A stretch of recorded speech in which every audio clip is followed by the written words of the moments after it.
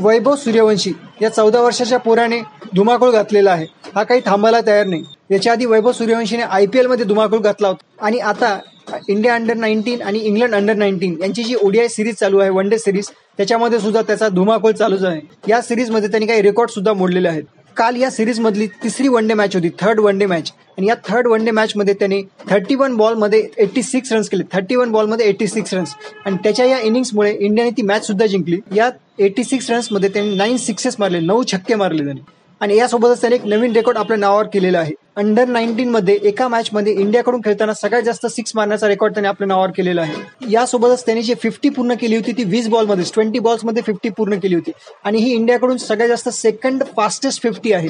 याआधी रिषभ पंतने 2016 मध्ये नेपाळच्या अगेन्स्ट 19 बॉलमध्ये 50 मारली होती. आणि वैभव सूर्यवंशी आता वेगवेगळ्या प्लॅटफॉर्मवर जबरदस्त परफॉर्मन्स करत आहे. असा परफॉर्मन्स त्याचा चालूच राहिला तर लवकरच त्याला इंडियाच्या टीमकडून खेळण्याचा सुद्धा चान्स भेटू शकतो.